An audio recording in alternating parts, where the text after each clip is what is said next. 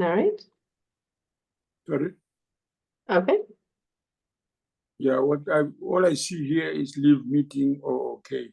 No, no, that was fine. There should have just been a little continue, but maybe it didn't require you to click anything. All right, yeah. Yeah, No, could have that's okay. updated. Okay. All right. All right. So, nice to meet you. To start off with, could you please say your name and tell me where you are? Okay. I will start with a name that lives in my identity document. Okay. I'm not called by it. Okay.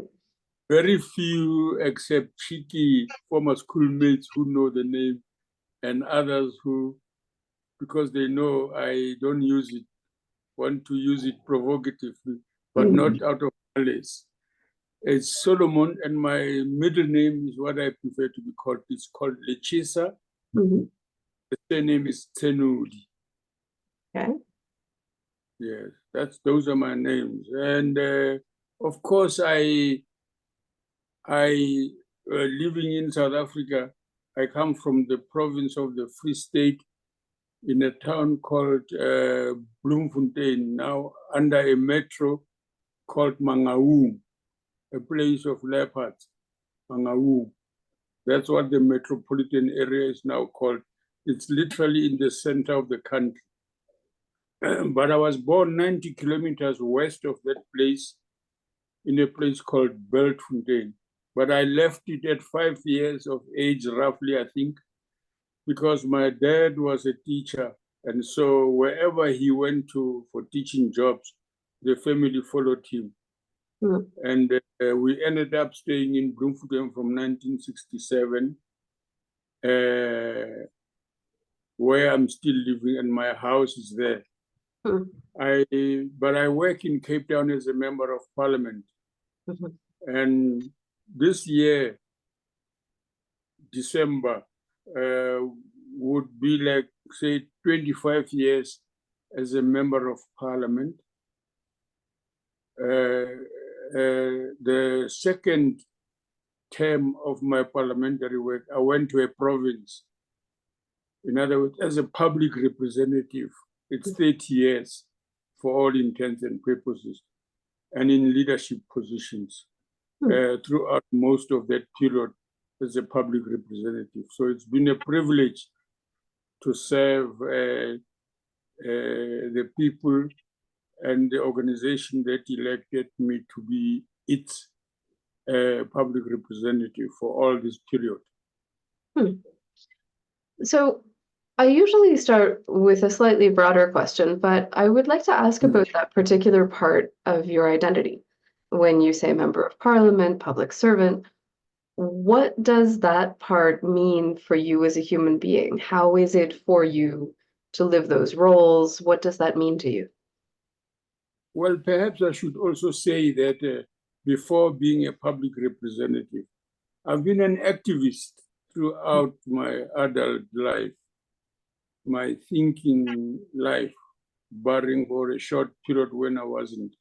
But I've largely been a community activist, and which is what I'd like to identify myself as most of the time. And the politics, the public representative roles I've played, I consider them for a formal aspect of what I did informally. And that's my orientation towards what I do as a public representative. It does mean that in many instances, the things I do out of a hope that I'm contributing to a better future for majority of people in my country. And I consider it a service that we should all be working towards generally, if I can persuade anybody, that we must be reflecting and thinking about what have I done to advance the interests of most people who need the kind of interventions that we can present. Okay. So then I will ask in a moment about your activism specifically. But right now I'd like to ask you what is usually my first question, which is who are you as a human being? And that can be your values, qualities about yourself, whatever it is that you would like to share.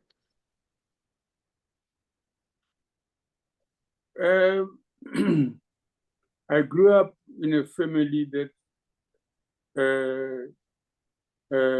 my dad was very strict. And in fact, even at school where I went to in my primary education, he was very strict and used corporal punishment, including to me, having left me at home and I get late at school.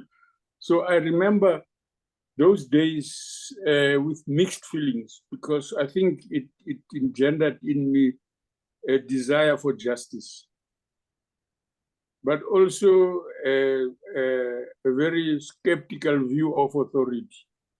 Mm.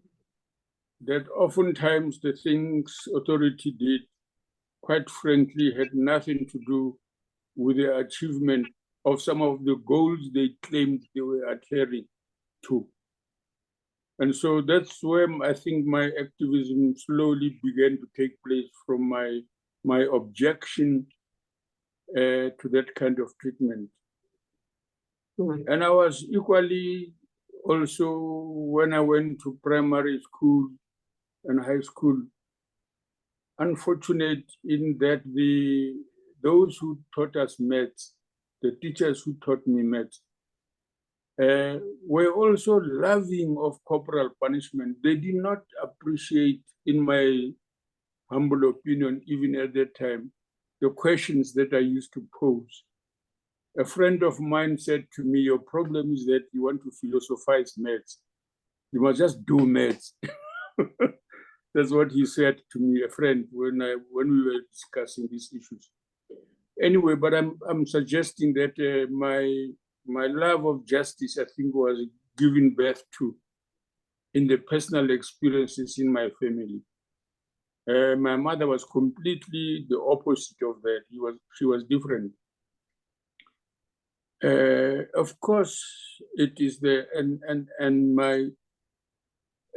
my dad had a small library in the house, a small copies of books, and that's how I started reading. Mm. And my reading culture, which is quite hectic, started there, because I used to even carry books that to read, which had nothing directly to do with school. So that was absolutely engaging in their content. I used to read Psychology Today, an American magazine that my dad used to subscribe to. And so I used to read that, of course, messed up by the language that I did not understand, that is often used in articles written at that time at my age of education, but I pursued it.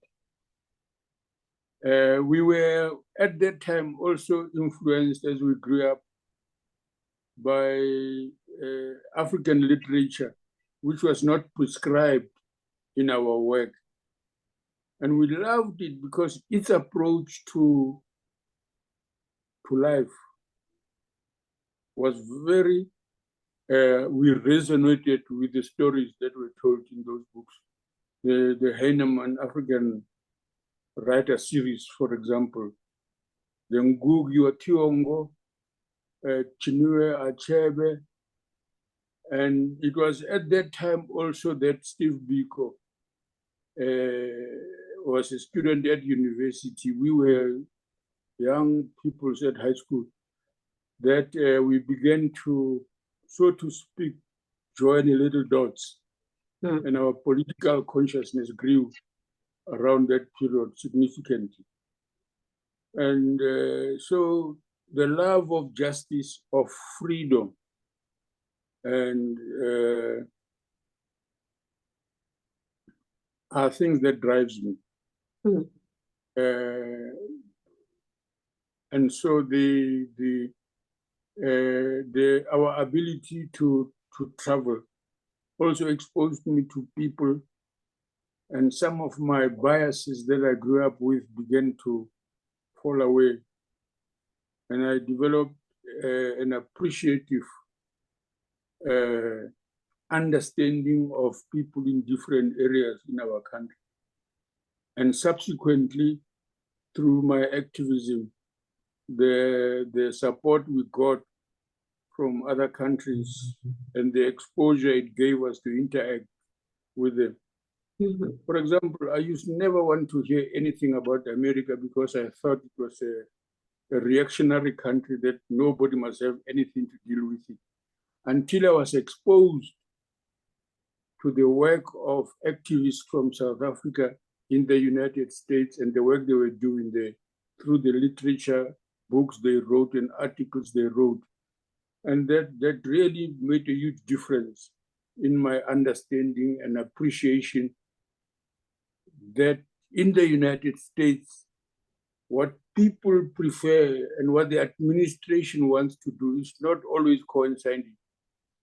And so there were things that resonated with us, oppressed at that time, that we were conscious that there are people in the United States who agree with us fully and did not agree oftentimes with what the administration was doing. And this opened up my eyes also to the rest of the world, that there was a similar phenomenon in the world. There were a few governments that acted in consonance with their people in relation to our cause, for example, in South Africa at the time. And so I think the broadening of our view, both internally in South Africa, of being open. I'm multilingual. One of my strengths is my multilingual capacity in South African context. So I do speak and understand. We have 12 official languages now. We just passed one of those languages, which is making sign language an official language. I don't, at the moment, understand sign language, yeah. But for the rest, I speak about 4 to 5 of them and can interact with the rest with relative understanding without needing an interpreter fully in certain respects. So, and this is part also of a reflection of having been active in civic organization at a local level where I worked in Durban, in the KZN part of our country. As a result, makes sense to me. How can you represent places or people that you don't know? So traveling, I mean, that's how dissonance is created. It's a disconnect, right, between someone you're supposedly representing and then the actual reality of the people.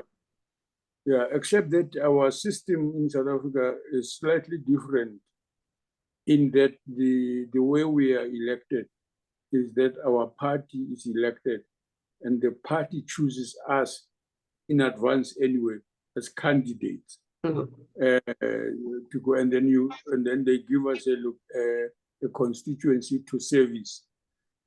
Oftentimes it's not far from where you live, so there is that connection in that way.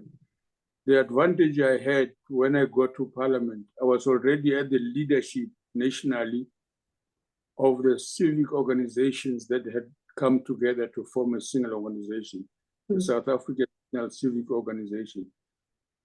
And so when I went to Parliament, it was from the leadership ranks of that structure that coordinated the work of civic local bodies around issues that were common to them, whilst there were peculiar local issues that they pursued, but there were broader systemic rationale for the existence of those problems in the national policies that were being pursued. So our job at the national level was to coordinate those common issues, but also to support every effort that sought to change the political culture and governance system in our country for the better. And that's how I got exposed to that kind of work and so on. And I think it also built my leadership because of that quality of work that we did, relatively very informed. I suggested I read a lot to inform myself and in books that have been written about the kind of work we are doing in the country and outside the country, we were really voracious readers of that kind of protest literature and quite strong revolutionary literature that we came to learn. We respected the struggles of communities throughout the countries and what they did to make their conditions better. So so in essence, we benefited from the experience of those who came before us, because they went out into the world, located themselves in those communities, and persuaded ordinary folks there to contribute something of their knowledge, of their skills, and of the resources they have towards our struggles as well. So we benefited enormously, including how we got opportunity to interface with them in their homes, in different countries, but also in our own country when they would come over here and share with us. So what was your experience or understanding of the nature of activism? What was that to you? What is that to you in your life as a person? I've just come from a funeral now. Sorry. Of a young man who's a lawyer. He just got his first formal job, no, not first really, but more stable formal jobs for the things he was taught to do as a lawyer. And he came from the neighborhood because his father is a person who I work with. He is part of the leadership of the institution I work in. And so I was communicating this idea that in our cultures, many African cultures, we often hear those who came before us, the elders, saying, it takes a village to bring up a child. And I was saying that perhaps the elders had in mind the relationship I had with this young man, because increasingly we were beginning to meet often in my house to talk about things, enjoying his intellectual curiosity, but also his humility and his respectful character. And although soft-spoken, but very sharp. So my activism comes from my belief that injustice is inappropriate, is incorrect, and it has caused many miserable conditions under which people live. And partly this injustice, as I described it, and its sources in exploitation of people worldwide, is what galvanized me also as I began to understand these matters better as I was growing with my social and political activism, because we sought to understand the roots of the problems that we were confronting. Why can't things be different? Couldn't they be done differently? Why is it that others are able to enjoy the fruits of the resources of their country that should be collectively available to the majority of people as well? It became too blatantly wrong. And so this is what drove my activism. We were, of course, I was, unlike others, we were part of those who were detained. And so in detention, my late ex-wife brought our firstborn to me in detention. I've never slept so badly in my life as a result of my inability to touch the young man, and him obviously trying to touch me and being frustrated at not being able to do so because there was a thick glass between us. So I guess this detention and the conditions in which we could meet others was intended to frustrate us as well. But what it did, it really deepened my resentment of the system, as we called it, in a big way. And there was no question that when I went out of that place, I would never look back. My activism would grow by leaps and bounds, and it did. And it did. That period was very significant, the mid-80s, because of the things that happened in our country that led to our activism. Of course, reading, as I suggested earlier on, was a great source of activism. Some of the articulate language of writers like I have mentioned was really eye-opening and exposed us to things that we would come to confront later. But the writings were prescient. They were able to see things far ahead, but they also explained things that at that time I would never have been able to come to grips with without assistance from those readings that we did. So being detained on one side of the glass sounds like a very significant moment. Do other moments come to mind as turning points or as being very determinate in your course, in your decisions, in your choices? Let me say this small one. I'll mention two of them. As a young man, we used to work during holidays at the filling station, filling cars with petrol and getting 1 rand, that's our currency here, for washing a car. If you arrive there and you give us your car to wash, we would get 1 rand. So it was we look forward to those opportunities to meet with my friends there at the workplace and do so. So one day, as I was walking towards work, literally at the traffic lights, I meet a young woman who comes from a swimming pool because of how she had a towel over her shoulder and a little radio here and a sling bag. And I greeted her in Sesotho, which is my father's tongue. And she replied in the same language. And I was struck, and I, being a boy then, said, no, I must engage her further. This might be interesting.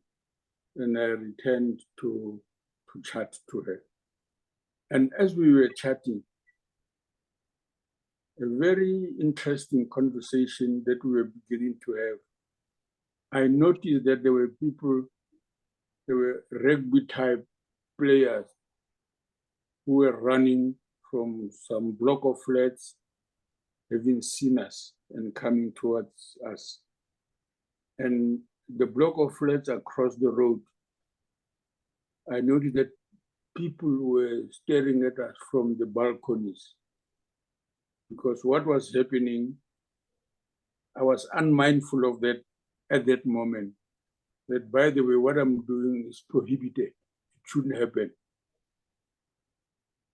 And so I quickly assessed the situation that I'm in trouble. And I ran for my dear life. So I ran towards those guys, but they were still far, into the filling station and changed into an overall and a cap.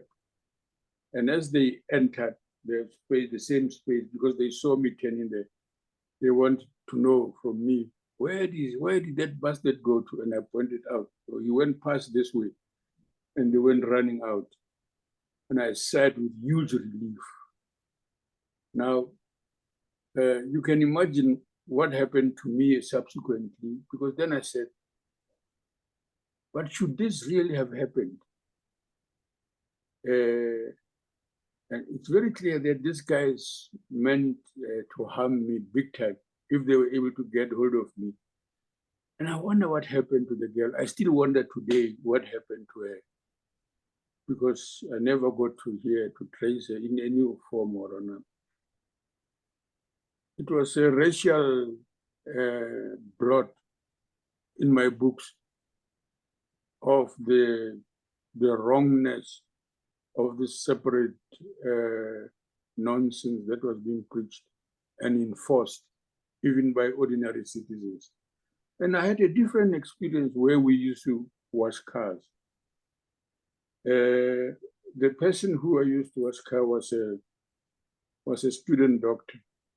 Mm. I used to go into her flat, sit on the sofa, drink tea, and eat a sandwich that she would have made for me, and read some of the books on her bookshelf.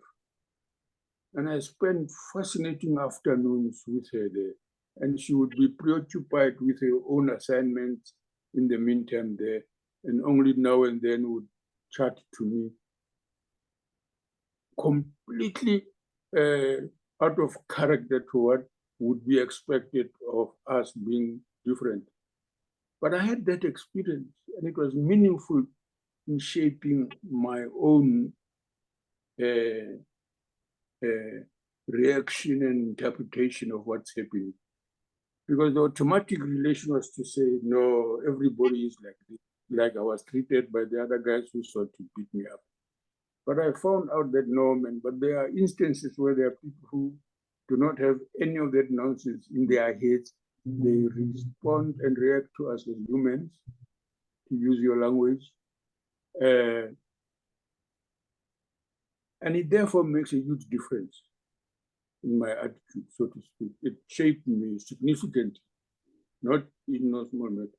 So I had personal experience of that nature that influenced my regard of people generally, and that was very useful as I came to recognize later.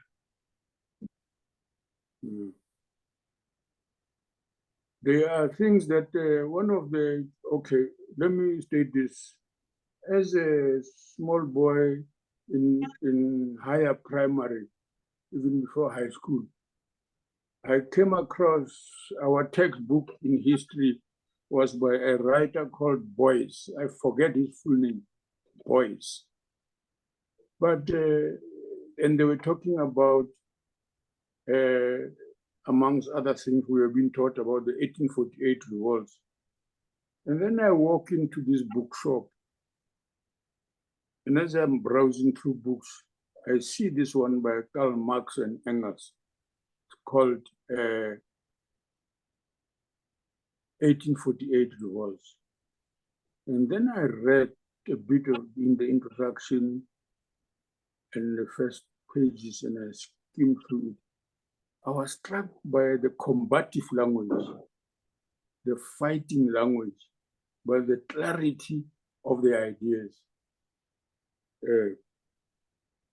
Struck me dramatically because I contrasted it with what I was reading in class. They were different. You have completely different stories.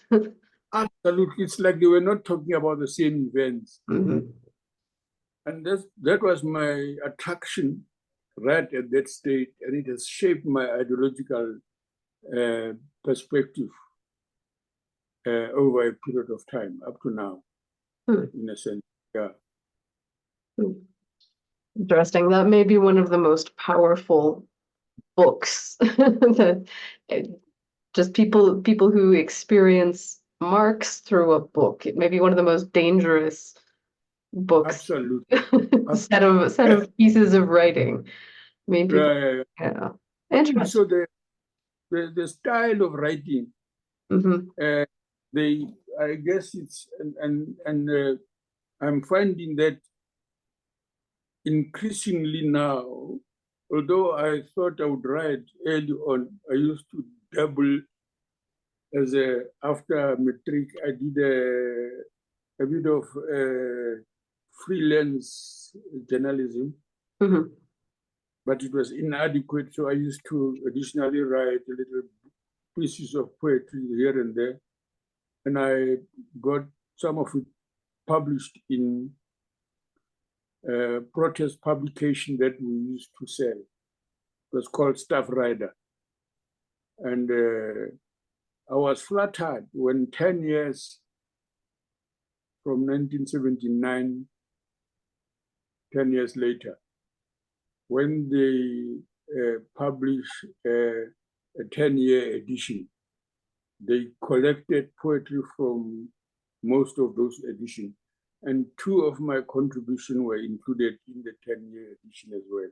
I was impressed. And these are brief, not huge tomes of stuff, but brief. But it passed the test of time. Yeah, I guess they are. Yeah, it's interesting. Yeah, I loved it. So I've always loved writing. It's only since last year, incidentally, using a journal I was given when I was invited to a Gestalt alumni meeting. And it was meant for ex-Gestalt interveners for alumni edition. And I have journaled into 2 of those journals last year, plus 2 different notebooks, large notebooks. So I've been writing daily since then, up to this morning. Yes, there's a small revolution in those notebooks. Absolutely, I guess I can piece it together at some stage, yeah. Okay. Yeah. So it's been a great thing writing and so on, and reading. So.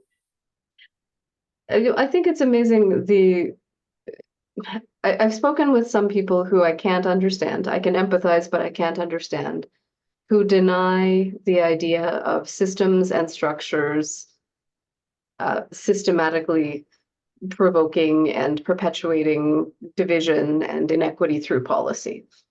And I'm listening to you, I'm thinking, well, yes, all of this is completely obvious. Language becomes internalized, it creates behaviors, it prohibits other behaviors, regulates how people are allowed to place ourselves in the world. And I find it amazing that people would deny that systems and structures and policies have a real impact on human lives. It's not an accident. It is also how these materials are communicated. People who ultimately come to connect the dots, to join the dots, as some writer of one book says, is because there is a constant global insistence of delinking things that are on the face of it connected. Because the links create insights and realization that they don't like. It's more convenient for people to see the smaller pieces of the picture, not the whole. Yeah, not the interconnection of a variety of things, small little things. But also the funny part of it is that in their practice, some of the things they are doing, small as they may be, even if directed to an individual, have a systemic impact in the opposite direction of what they are aiming to do. If they knew that, they would probably want to stop that somehow. But I don't understand, because sometimes, often, people do stupid things even if they know they're stupid. Well, there's ignorance, and then there's willful ignorance. Yeah. Absolutely, you are right. Yeah, absolutely. So before I pick up on your mention of Gestalt, I would like to ask, in very broad terms, how you have come to understand and experience power and privilege in your life. Well, this has shaped what developed as a worldview in my assessment of what's happening. That somehow privilege often accompanied the presence of power in the different direction. I must be careful here, because I want to emphasize that sometimes we describe people as powerless, when in fact their power to say no is a huge, powerful story and leads to dramatic consequences. we can see the global ramification of people saying, no, this is wrong, and we must challenge you. So it is often a consequence of power that privilege becomes an accessory to its presence and its location. Mm-hmm. That's what happens. There isn't, as we are supposed to agree, a generosity of spirit to share power. What? It That's how the world worked, I thought. no, that's the point I'm making. And using very generous language. Mhm. Yeah, yeah. I belong to in my country, to the 1%ers. I've been a public representative and in leadership positions for 30 years.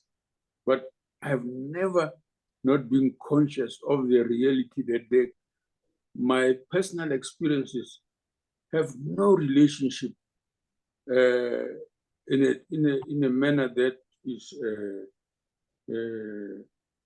I'm able to do some of the things I'm doing as a result of the privilege of the position that others might call powerful that I occupy. Mm-hmm. By accident of my having done the job that I've been doing, and people suggest it looks like he's doing one or two things, so let him go slightly higher. Mm-hmm. So in a sense, the authority and the influence that comes from the position that I do is itself a reflection partly of that the relationship between power and privilege.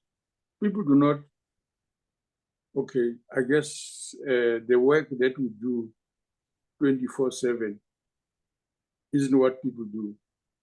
Politics is not what people are preoccupied with every single hour of the day, like we are. We do get to have fun, to go play in the sea, to listen to good jazz, and so on, but not in a way that ordinary people are able to do that. They often can't even afford to do that. So when I'm conscious of the reality, or when we grew up, we used to say we've committed class suicide.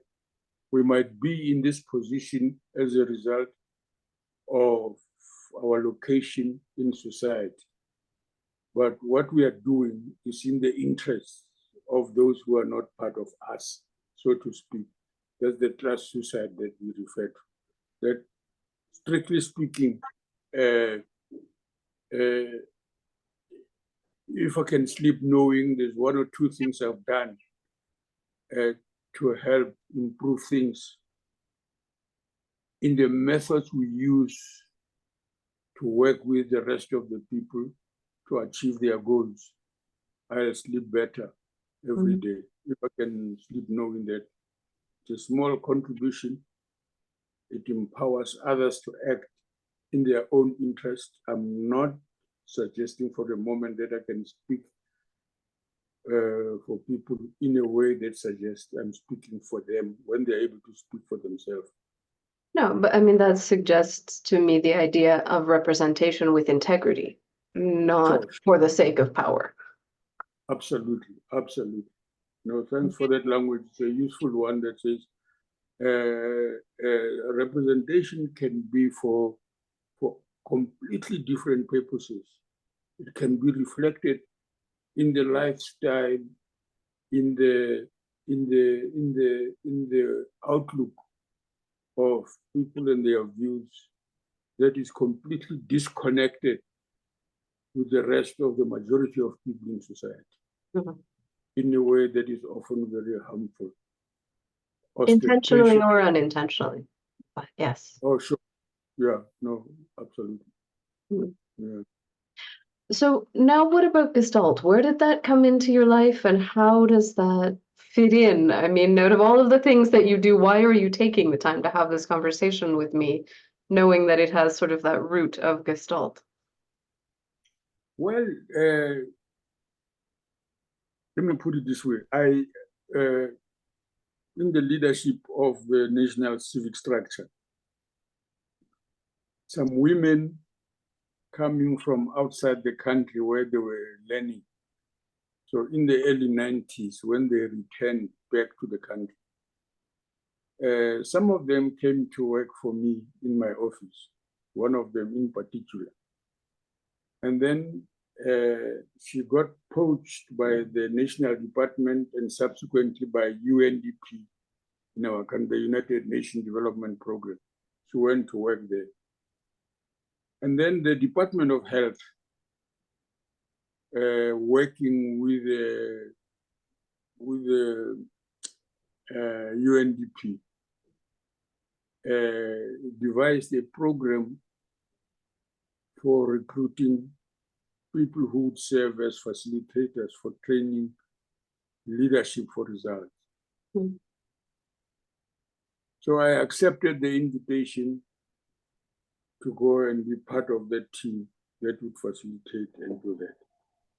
And there was a week-long training by an American organization called Telios Leaders. And it was during that period that I would hear them speaking. And I said, but this is English, but how come I don't understand this language they're using? So I used to call them the mafia. Can you please decode your mafia language here? And they would laugh their lungs out at my ignorance. They were very glad at seeing me so stupid. And finally, they told me, no, man, this language comes from this thing. And when I dug a little bit and I said, this is fascinating. So I went in there. That's how I went in. And I did a program in 2005-06, the International Organization System and Development Program of the Gestalt Institute of Cleveland. Mm. I did it in 2005 and 6. And subsequently, I did the Cape Cod model. There's a wonderful couple from the Gestalt International Study Center, Ed Nevis and his wife. And they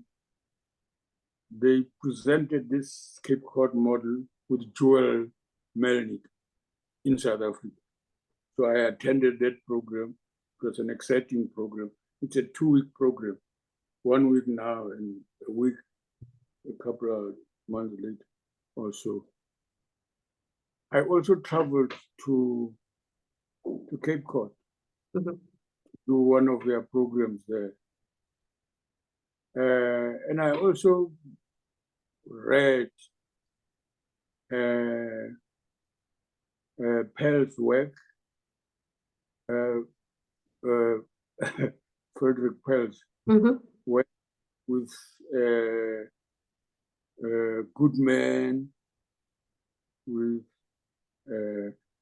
others, a series of Gestalt founding members, and those like Ed Nevis and his wife, who then took it into organizational world in a significant way that this can be applied intelligently in organizations, other than in therapy and so on. And of course, I joined the International Study Center. I suspect my subscription must have ended last year. You remind me, sometime late last year. So I must renew, because they send us regular publications. Right. Well, but what did you find in Gestalt? Sorry? What did you find? You know, the concept itself is very interesting. The idea of what they call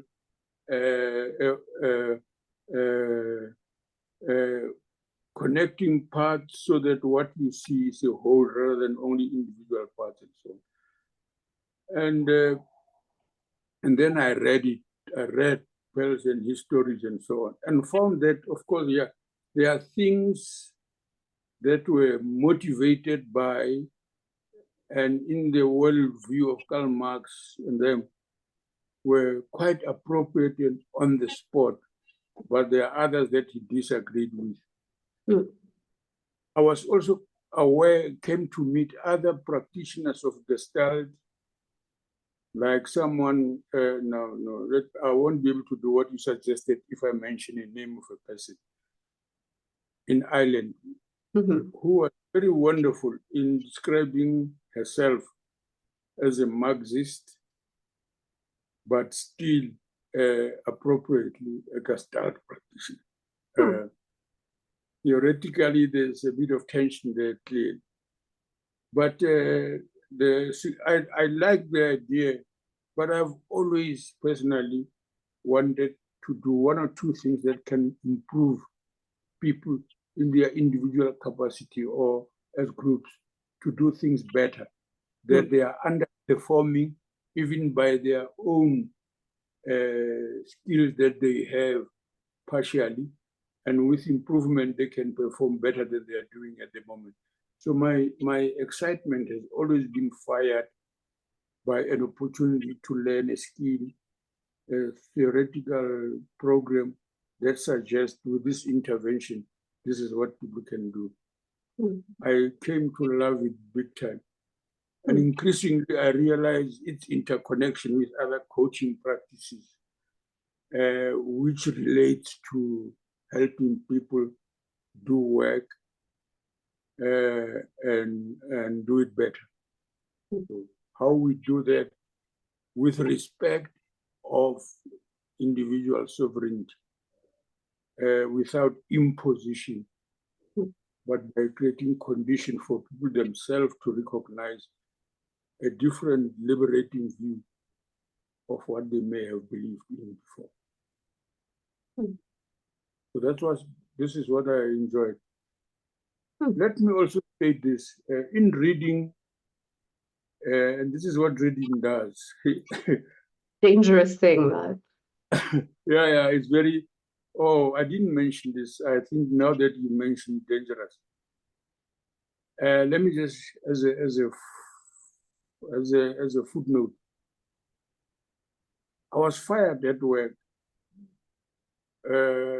at a hospital in Pelenomi in Bloemfontein in Mangaung, because I refused politely to serve a lady who brought his gardener to the hospital and insisted that I help him because she is in a hurry to go to the movies.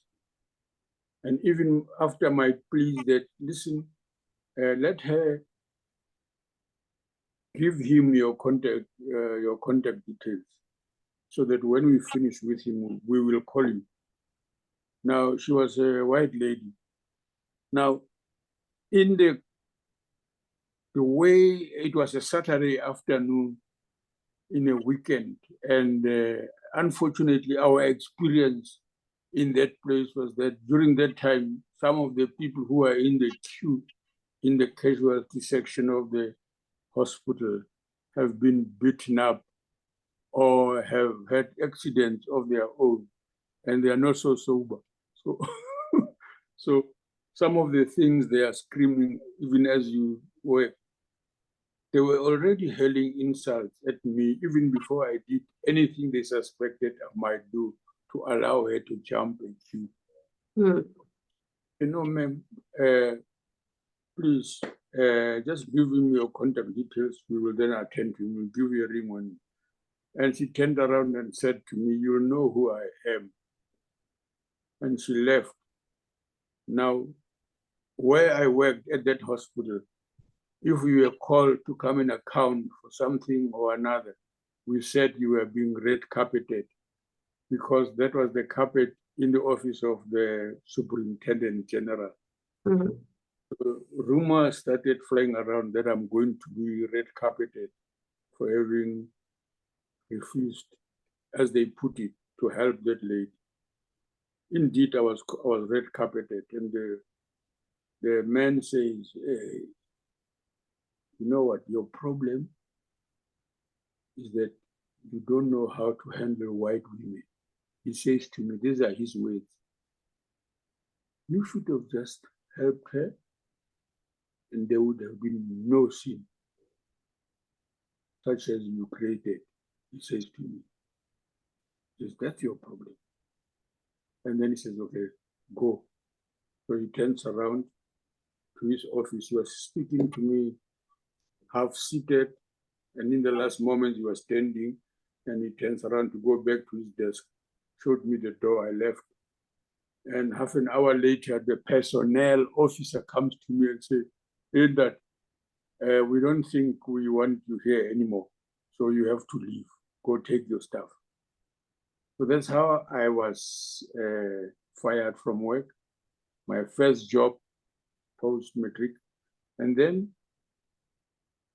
later during that year, I traveled to Maseru, which is about an hour and a half in Lesotho.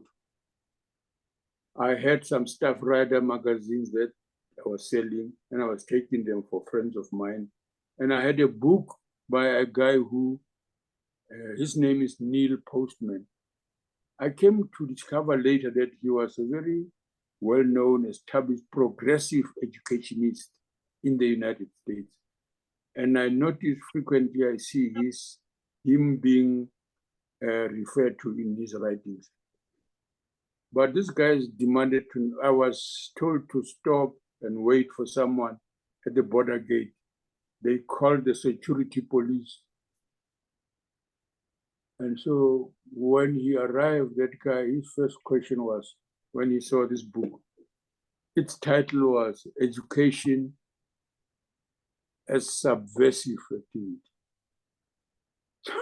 So he says to me, do you correspond with this man?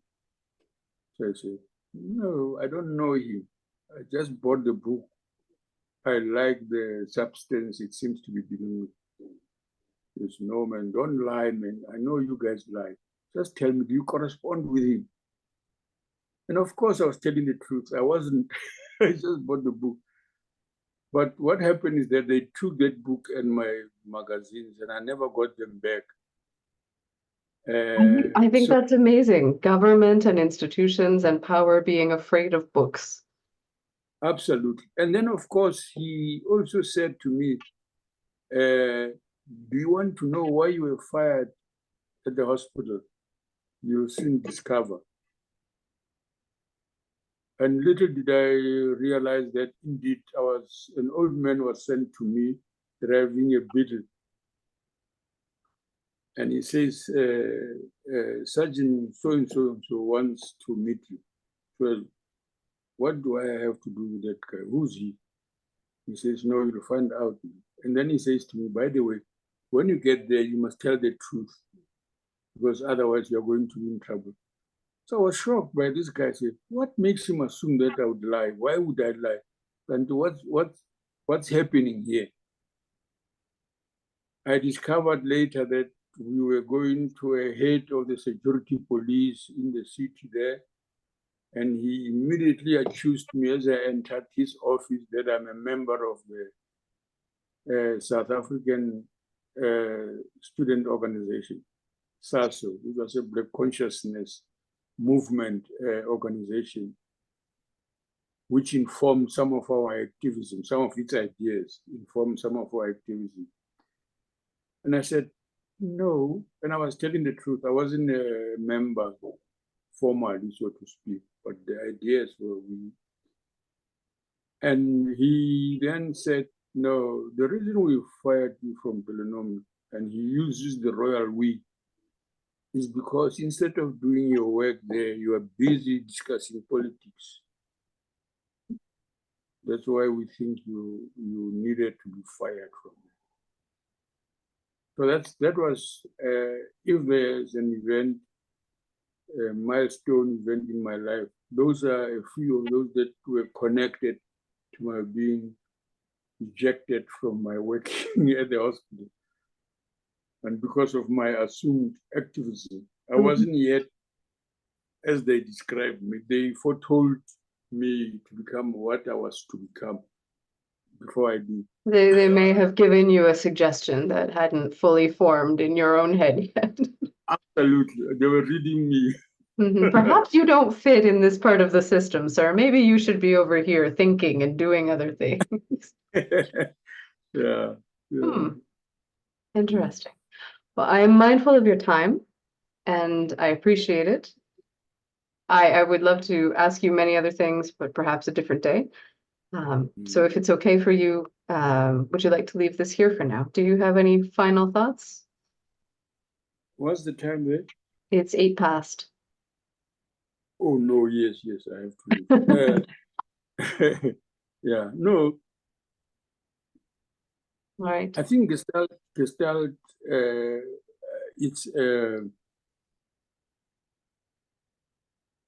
it's humanism. It's an element of it that resonates with me. But also it's powerful interventions. The writings of the elders in the program. I'm now very close to those who are doing the work, still pursuing the program internationally. There's a new body in South Africa, in the African continent now, which is interesting and carrying forward the ideas in the continent. And so I think there are many parts of it. Its key concepts are very powerful in any organization, in any family system to apply there, and can generate very useful insights. I think they have done a wonderful thing to have it applied to organizations. So anybody inside in any institution or organization, even family, as I suggested, can benefit enormously in their effectiveness in the work they're doing, working with people. This is what makes a huge qualitative difference to others that I have seen. But this one is particularly very interesting.